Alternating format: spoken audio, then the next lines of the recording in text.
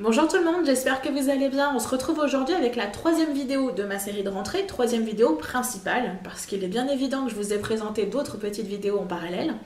On va parler aujourd'hui de l'apprentissage et de la mémorisation, donc on entre réellement dans le vif du sujet des études et de la scolarité. Donc si le sujet, encore une fois, vous intéresse, je vous invite à rester avec moi tout de suite.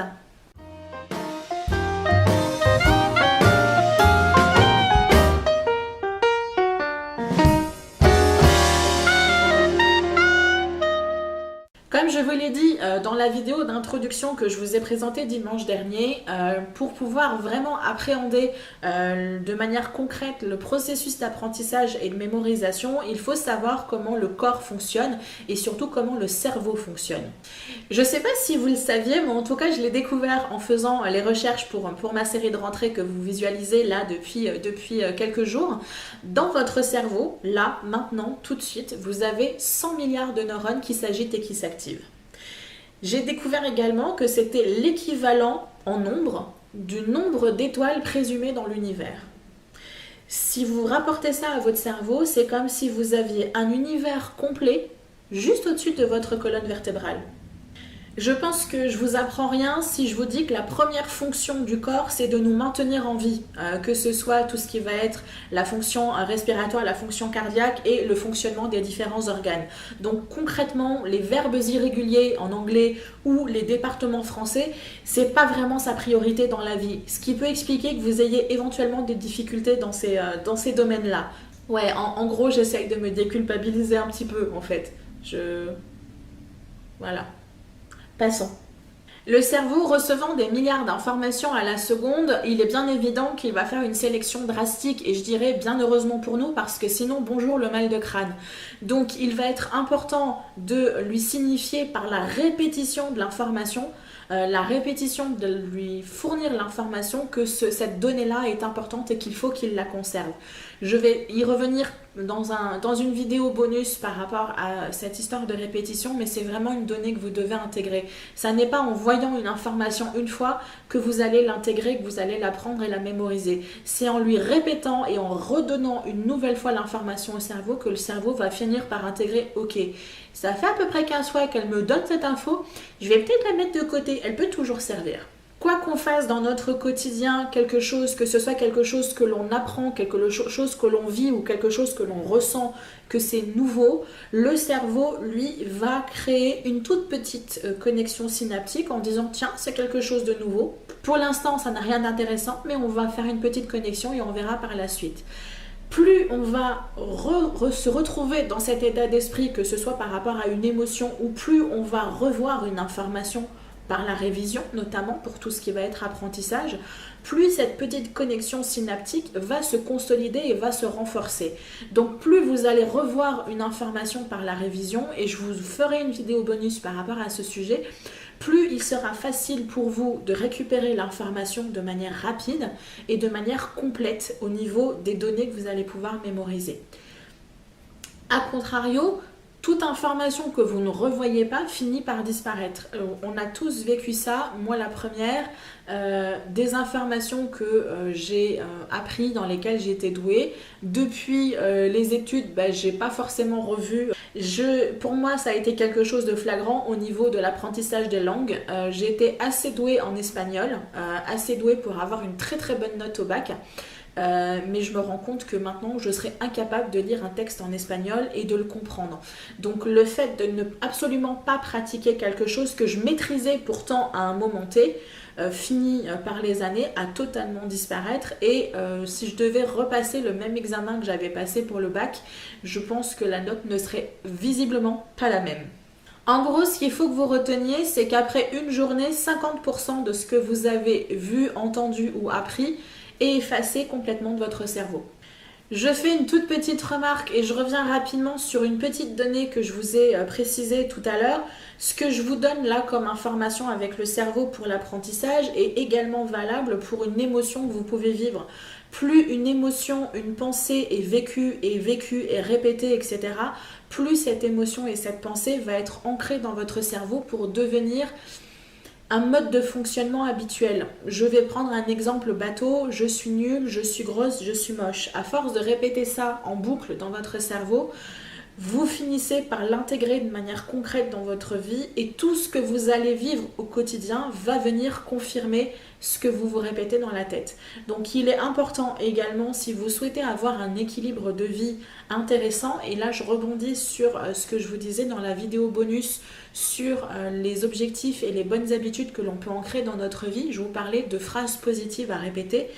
Il est intéressant pour vous peut-être de reprendre cet exercice-là et de l'intégrer au quotidien et de venir travailler par rapport à ça, parce que ce que vous avez dans la tête, ça n'est pas forcément que des leçons et des équations. C'est très important aussi que votre équilibre psychologique fasse partie du processus d'évolution pour faire évoluer votre vie, parce que si ce que vous avez dans votre tête est un marécage noirâtre de mauvaises pensées, je suis pas sûre que vous arriviez à grand chose dans votre vie. Avant de parler de mémorisation, je pense qu'on est tous d'accord qu'il faut d'abord apprendre l'information. Et je pense que je vous apprends rien non plus si je vous dis que l'apprentissage commence à partir de la salle de classe ou de l'amphithéâtre dans lequel vous êtes. Ça n'est pas quand vous rentrez chez vous. Le processus d'apprentissage, il commence quand vous êtes en cours et quand vous prenez vos notes. Le problème avec le cerveau, c'est qu'il va avoir plusieurs modes de fonctionnement. Il va avoir le mode, ce que je vais appeler moi le mode en roue libre, c'est-à-dire qu'on s'installe dans notre salle de classe et on se pose et on est un peu spectateur. Le cerveau, lui, va être en roue libre et du coup, il va se focaliser sur le cours à peu près pendant 10 minutes. Les études ont montré que le cerveau a une capacité de se focaliser sur une information en particulier pendant 10 minutes. Au-delà de ça, il repart en roue libre et du coup, vous allez penser à beaucoup de choses, sauf au cours. Donc vous allez penser à la météo qui fait, à la liste des courses que vous avez à faire, à l'activité que vous devez faire, à ce que vous devez dire à votre copine, à ce que vous allez manger à midi, etc. Donc pour vous, il va être vraiment important que vous vous mettiez en mode actif, en mode focus, pour que du coup le cerveau comprenne qu'il doit être attentif à tout ce qui est donné au niveau des informations que vous allez pouvoir glaner dans le cours et de ce qui pourrait être dit et noté par le professeur durant l'intervention. Lorsque je parle d'être actif en cours, il est bien évident que c'est pas forcément en bavardant avec son copain, on est d'accord, hein, les camarades qu'on a à côté de nous, on les laisse tranquilles, eux aussi il faut qu'ils bossent. Quand je parle d'être actif en cours, ça va être d'être attentif à ce que le prof dit, être attentif et essayer d'intégrer les informations qu'il nous donne, donc essayer sur l'instant de réfléchir, est-ce que j'ai compris l'information, essayer de la retranscrire au niveau des notes. Ça peut être éventuellement poser des questions au professeur si effectivement il y a des informations que l'on n'a pas compris. C'est quelque chose qu'on n'ose pas forcément faire. Moi, c'est vrai que j'ai mis très longtemps à m'ancrer dans la tête que poser une question, c'est pas forcément avoir l'air ridicule. Et même si les autres dans la classe rigolent parce que vous posez cette question, vous allez peut-être avoir l'air stupide pendant 2 secondes. Mais par contre, vous serez en capacité, vous, d'apprendre votre cours et de le comprendre de manière intelligente pour pouvoir l'utiliser lorsque l'interrogation ou lorsque l'examen arrivera. Peut-être que les collègues qui ont rigolé sur le moment se retrouveront bien bêtes parce qu'ils n'auront pas écouté ce que le prof a dit et du coup, ils ne seront pas en capacité d'utiliser l'information de manière intéressante. Donc, que ce soit les personnes au primaire ou au collège là, qui me regardent aujourd'hui, ne pas hésiter à poser des questions en cours, même si l'information peut vous paraître stupide, il vaut mieux avoir l'air stupide pendant 2 secondes plutôt qu'avoir l'air bête devant sa copie d'examen. Et si vraiment, dans l'absolu, vous sentez que vous n'avez pas le courage de poser la question devant tout le monde parce que peut-être que le contexte ou l'ambiance n'est pas forcément idéal, vous pouvez toujours aller voir le prof à la fin des cours, en début de cours ou éventuellement à l'interclasse, essayer de l'accrocher dans les couloirs ou d'aller le voir au niveau de la salle de classe, la salle des professeurs. Je pense que si à un moment donné vous lui expliquez que vous avez besoin d'aide pour un sujet particulier, il pourra vous accorder quelques minutes pour pouvoir vous guider, vous aiguiller et éventuellement vous conseiller certains exercices. Donc vraiment, n'hésitez pas à voir avec le professeur. Malgré tout ce qu'on peut penser, le prof n'est pas un ennemi pour vous. Il peut être un allié si vous savez du coup le considérer comme un allié et non pas comme quelqu'un qui vous impose des informations et des examens. Alors effectivement, parler au professeur, c'est un peu compliqué quand on avance dans les études. C'est vrai que si on est à la fac, c'est un peu compliqué d'interrompre le prof pendant son exposé en plein amphithéâtre, mais on peut toujours essayer de l'attraper encore une fois à la fin du cours, ou on peut essayer de faire le point avec les collègues qui suivent de manière attentive et qui sont efficaces dans leurs études. N'allez pas poser la question à un collègue qui est là en dilettante. Essayez vraiment de vous entourer de personnes qui sont sérieux et qui sont motivées et qui pourront vraiment vous aider, éventuellement combler les manques que vous avez pu avoir pendant les cours et qui pourront vous aiguiller sur une information ou sur une donnée en parallèle qui pourra vous aider et du coup vous aider à intégrer et apprendre votre cours. En dehors de votre mode actif par rapport à ce que vous pouvez glaner comme information, la prise de notes est très importante. Je pense que je ne vous étonne pas si je vous dis que j'ai prévu une vidéo spécifique pour ça parce que c'est vraiment une information très importante. La prise de notes est vraiment un élément essentiel de l'apprentissage et de la mémorisation. Mais on commence par l'apprentissage et donc ça va être vraiment important pour vous que vos notes soient bien structurées et qu'elles soient bien propres. Suivre en cours, prendre des notes, c'est bien. Maintenant, il va venir l'étape importante de la mémorisation. Donc, qu'est-ce qu'on fait pour mémoriser notre cours ? Comme je l'ai dit tout à l'heure, la relecture est vraiment très importante pour vérifier que nos notes sont complètes et pour voir si effectivement il y a des notions que l'on ne comprend pas. Ce moment de relecture peut nous servir également pour mettre en place des outils qui nous serviront pour apprendre nos cours et donc bien les mémoriser. Je vous ferai une vidéo spécifique, je vous en ai très vaguement parlé dans la vidéo sur ancrer les bonnes habitudes, pardon.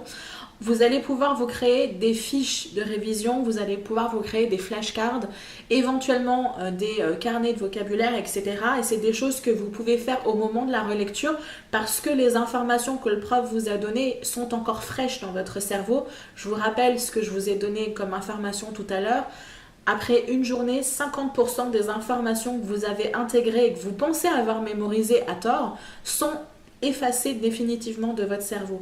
Donc essayez au maximum de faire ce travail de relecture et de création de fiches lorsque vous avez encore les informations fraîches dans votre tête. Une fois que vos outils d'apprentissage et de mémorisation sont en place, flashcards, fiches de révision et cahiers de vocabulaire, il va falloir que vous mettiez en place une stratégie de révision. Concrètement, il est intéressant de noter qu'il va y avoir un processus de révision par répétition et que ce processus de révision par répétition s'étale sur 21 jours. C'est marrant, je vous ai déjà parlé de 21 jours dans la vidéo où on parlait des bonnes habitudes. C'est bien, hein, j'ai de la suite dans les idées, dites donc. Ce que j'ai pu retrouver au niveau des différents textes que j'ai pu lire et des différentes recherches qui abondent par rapport à la mémorisation, c'est que le côté émotionnel est super important pour utiliser de manière efficace notre cerveau pour que la mémorisation soit vraiment pérenne sur le long terme. Donc il va être vraiment important pour vous que ces moments de révision que vous allez mettre en place soient ludiques. Essayez de trouver un lieu qui vous convienne, éventuellement essayez de faire ça en groupe, encore une fois essayez de choisir des personnes qui soient sérieuses et motivées parce que sinon votre session de travail va vite basculer en petite session de bavardage entre copains. Donc c'est vraiment important que vous trouviez vraiment un rythme et un sérieux par rapport à ces périodes de révision quand vous travaillez en groupe. Le fait de travailler en groupe et d'avoir créé des petites flashcards, ça peut vous permettre éventuellement de, je sais pas moi, vous faire des questions pour un champion entre amis, vous permettre le côté un peu ridicule et parodique de la chose va pouvoir vous mettre un petit peu dans un mode ludique et du coup l'apprentissage se fera de manière beaucoup plus facilitée. Si vous êtes seul et que vous préférez travailler seul parce que pour vous ça vous évite d'avoir de la distraction, ce que je peux éventuellement vous conseiller, ça va être de marcher. C'est d'autant plus important si vous êtes une personne un peu hyperactive et que vous avez du mal à rester en place sur votre chaise. Ça peut être intéressant pour vous de vous balader avec vos fiches de révision ou d'avoir toujours une petite balle avec laquelle vous allez jouer. Parce que votre cerveau va intégrer cette période de révision comme une période de jeu.